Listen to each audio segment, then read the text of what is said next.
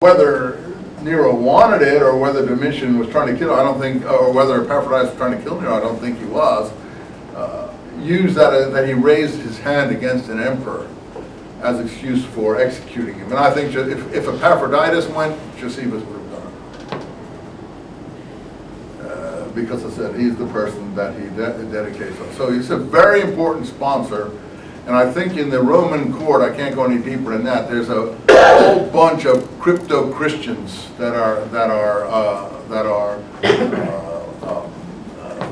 functioning there.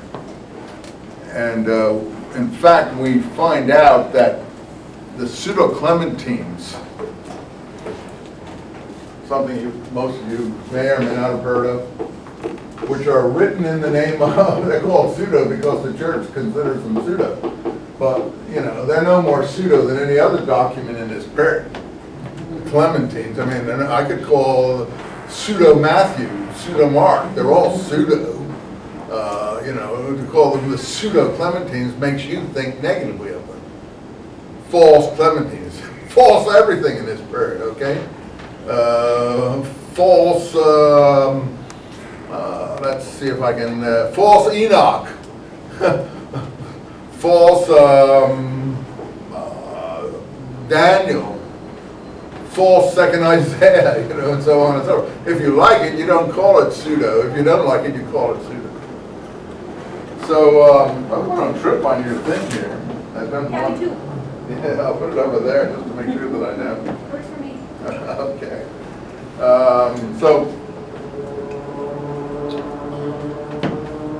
Epaphroditus then is a pretty important fellow. I don't think, yeah, here's his name over here.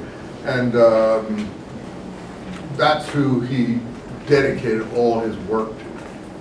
So this is in the Antiquities that we're talking about. And I said Luke is dependent to a certain extent on the Antiquities. I got into this by telling you that these documents were circulating. They were being encouraged. Epaphroditus wanted Josephus to write a history of the period. He wrote two.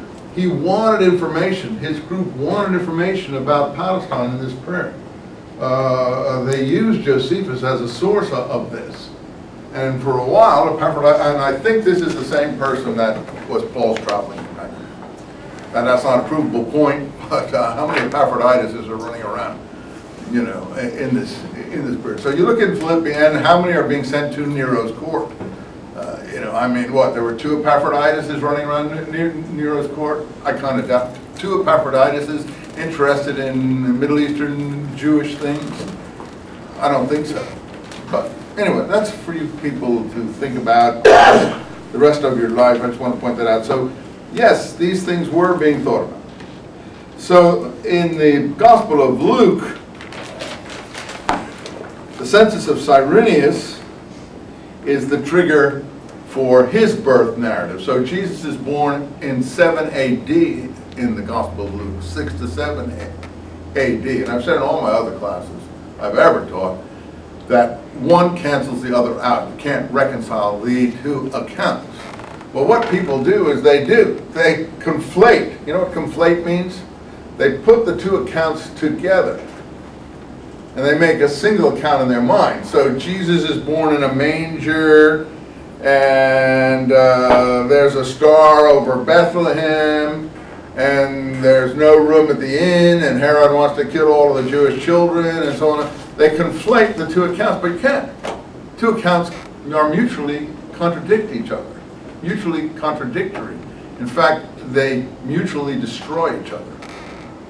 So that you can't tell anything about Jesus' birth, because in the one account, I'll see how clever you are, Jesus is living in Bethlehem and leaves because of what? Herod wanted to kill all of the Jewish children. And where does he go? To Egypt. His father flees to Egypt. Later he moves to Galilee, according to Matthew. But in the other account, he's already living in Galilee, and because of the census of Cyrenius, his family has to go to Bethlehem to be counted, because they're Bethlehem. Why would they be interested in living in Bethlehem? Bethlehem is the seat of the Davidic family. David came from Bethlehem. So in the story about Jesus, Jesus has to come from Bethlehem. Did Jesus' family really come from Bethlehem? This is what I mean. I don't know. I don't have a clue. In one of the Gospels, I think it's either Mark or John, the crowd says to Jesus, we thought the Messiah had to come from Bethlehem. In other words, you didn't come from Bethlehem, you came from Nazareth. So even one of the Gospels, you can look it up in a concordance, presents the crowd as not being aware that Jesus comes from Bethlehem.